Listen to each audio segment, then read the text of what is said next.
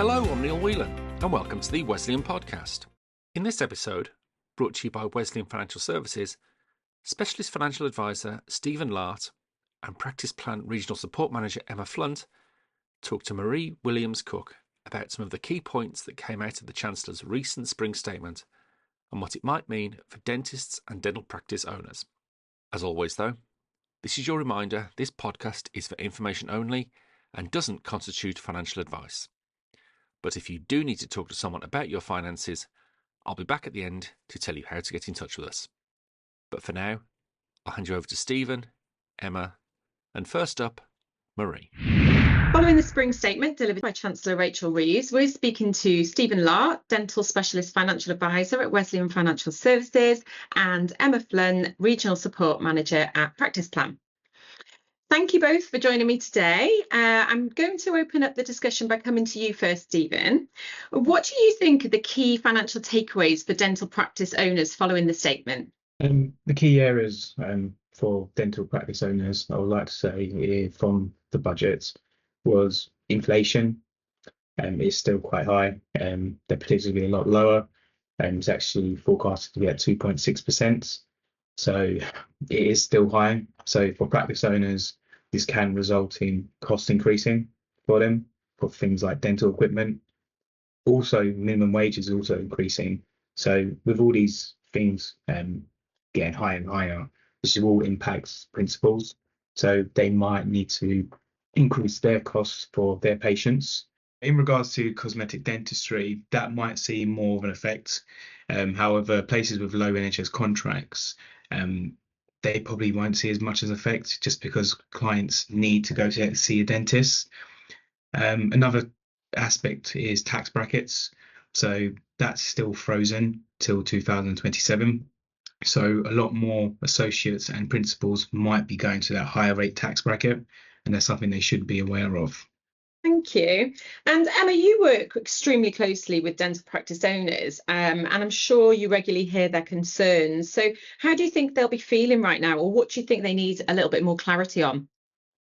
The biggest topics for me that I'm getting asked about more or less every single day is regarding the NHS contracts, and will that be changed? I know that wasn't mentioned at all within the budget.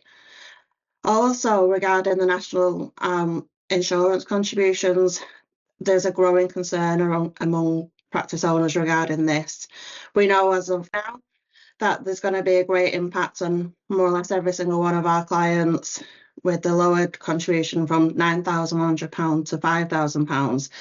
So they're now having to think how they're going to budget for this. So when I'm going into practice at the moment, we're looking at what's the future planning. They need to make sure that their business is still sustainable. And the forefront of what's coming to people's mind at the moment is regarding their NHS contract. Can they still serve that contract with obviously the additional financial pressures that they're now under? They were currently promised 6% increase on this, but that wasn't met. And that's obviously now a concern for them. Also, with the, like Stephen said, with the national living wage that's increasing, that is widely impacting our practices with the salary bills going up significantly. And also in practice now, they're thinking about what fee increases they need to start looking at. They need to obviously keep the business afloat while obviously serving the best possible treatment they can for their patients. But with the growing, like Stephen said, with the growing rise of materials, equipment, running costs, now staffing as well, then thinking, right, do I need to make this difficult decision to increase these fees to our patients and pass it on, while obviously taking into consideration that their patients are actually feeling that pinch a bit more. So that's what the main things that are going on in my practice at the moment. So yeah, lots and lots of concerns there really for dentists at the moment, and not too much clarity going forward. So just going back to the autumn budget, how is this going to financially impact dentists personally and commercially, Stephen? And how can dentists prepare for these changes going forward? Yeah, with the autumn budget, with the new government coming into play, there was huge changes made there. And also with the spring budget, I felt like there wasn't enough said. A lot of changes were made in the sense of for pensions. For instance, from 2027, pensions will be part of the estate. I thought in the spring budget, they might give us a little bit more information regarding this, because a huge thing is the NHS pension scheme. So would that be classed as the estate, or will it not be classed as estate? So I was a bit disappointed they didn't give us more clarification on this. However, they should be giving us hopefully soon. I think the commitment side of things, because in the autumn budget as well, they did mention that they're going to be investing heavily into the NHS.